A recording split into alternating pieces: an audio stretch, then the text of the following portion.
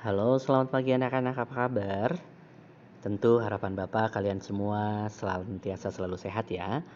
Jangan lupa untuk mengawali hari ini dengan doa dan mengucap syukur. Baik anak-anak, untuk hari ini kita akan membahas mengenai unsur pendukung tari kreasi. Baik, kita akan langsung saja. Unsur pendukung tari. Tari sebagai bentuk seni merupakan salah satu sajian pertunjukan yang mengarah pada estetika manusia. Keindahan dalam tari hadir demi suatu kepuasan, kebahagiaan, dan harapan batin manusia, baik sebagai pencipta, penari, maupun penikmatnya. Kehadiran tari di depan penikmat atau penonton bukan hanya menampilkan serangkaian gerak yang tertata baik, rapi, dan indah semata, melainkan juga perlu dilengkapi dengan berbagai unsur pendukung dalam penampilannya. Jadi dengan demikian, tari akan mempunyai daya tarik atau pesona bagi penonton yang menikmatinya. Unsur-unsur dalam tari antara lain adalah iringan musik, tata busana atau kostum, tata rias, tempat, tata lampu, dan tata suara atau sound.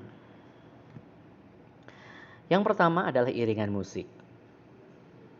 Musik tari merupakan pasangan yang tidak dapat dipisahkan satu dengan yang lainnya. Keberadaan musik di dalam tari memiliki 3 aspek dasar yang kaitannya dengan tubuh dan kepribadian manusia, yaitu melodi, ritme, dan dramatik. Ketiga aspek tersebut dapat dijelaskan sebagai berikut. Yang pertama adalah melodi. Sumber melodi dapat kita ketahui dari rangkaian-rangkaian nada. Sementara itu ritme adalah degupan dari musik yang sering ditandai dengan aksen atau tekanan yang diulang secara teratur. Berikutnya yaitu dramatik. Dramatik yaitu suara-suara yang dapat memberikan suasana tertentu. Salah satu contoh misal tari uncul yang diiringi musik sampyong. Musik sampyong tersebut itu berasal dari bambu. Yang kedua, berikutnya adalah properti tari. Properti merupakan semua peralatan yang digunakan untuk pementasan tari. Properti tari pada dasarnya dapat digunakan untuk memberikan keindahan bentuk pada pertunjukan tari agar gerakan tari akan terlihat lebih sempurna. Penggunaan properti tari harus mempertimbangkan jenis, fungsi, dan ketepatan dalam menggunakan properti tari dengan baik dan benar. Hal ini dikarenakan dalam penggunaan properti tari perlu penguasaan dan keterampilan dari seorang penari.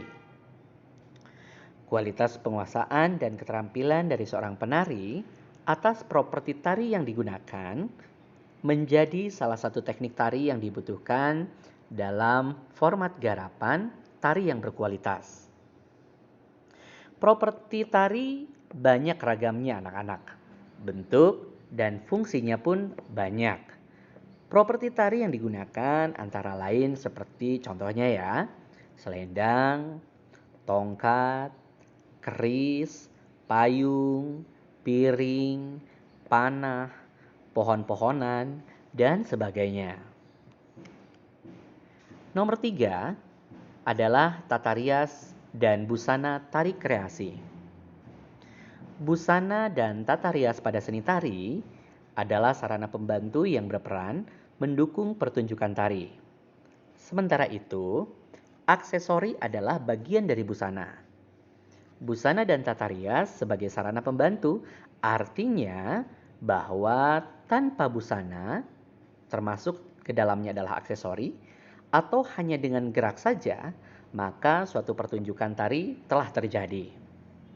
Tata busana atau pakaian adalah segala sesuatu yang dikenakan atau melekat dengan seorang penari. Busana penari merupakan sarana pembantu yang berperan mendukung perwujudan tari. Busana tari dapat dikelompokkan ke dalam 5 bagian anak-anak, yaitu yang pertama adalah pakaian dasar, yang kedua adalah pakaian kaki atau sepatu, yang ketiga adalah pakaian tubuh, Yang keempat adalah pakaian kepala. Dan yang kelima adalah perlengkapan-perlengkapan. Tata rias dan busana tari kreasi begitu terbuka terhadap perubahan. Hal tersebut berbeda dengan tata rias dan busana tari tradisi dengan desain yang baku. Penggunaan tata rias dan busana tari kreasi bebas sesuai dengan karakter atau keinginan dari koreografer atau penyusun tari tersebut. Berikutnya yang akan kita bahas adalah tempat pentas. Tempat pentas adalah suatu tempat pertunjukan, ya. Suatu seni pertunjukan itu selalu memerlukan tempat atau ruangan guna menyelenggarakan pertunjukan itu sendiri. Nah, di Indonesia sendiri, kita dapat mengenal bentuk-bentuk tempat pertunjukan atau pentas. Seperti contohnya lapangan terbuka atau arena terbuka ya, atau pendopo dan panggung proscenium. Pada tempat terbuka, kita dapat menyaksikan pertunjukan-pertunjukan tari yang diselenggarakan di halaman. Pertunjukan tari tradisional di lingkungan rakyat sering dipergelarkan di lapangan terbuka. Dalam kalangan bangsawan, pertunjukan kesenian sering diadakan di pendopo, yaitu suatu bangunan yang berbentuk joglo dan bertiang pokok 4 tanpa penutup pada sisi-sisinya. Sedangkan panggung proscenium, penonton hanya dapat melihat dari sisi depan saja. Yang berikutnya adalah tata lampu dan tata suara.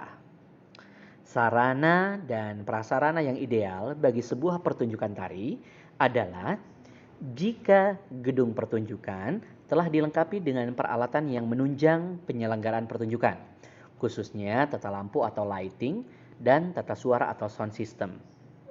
Tata lampu dan tata suara sebagai unsur pelengkap sajian tari yang berfungsi untuk kesuksesan pergelaran. Sebuah penataan lampu dapat dikatakan berhasil jika dapat memberikan kontribusi terhadap objek-objek yang ada di dalam pentas.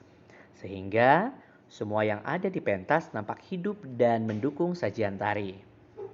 Dalam penataan suara dapat dikatakan berhasil nih jika dapat menjadi jembatan komunikasi antara pertunjukan atau yang ditunjukkan dengan penontonnya ya.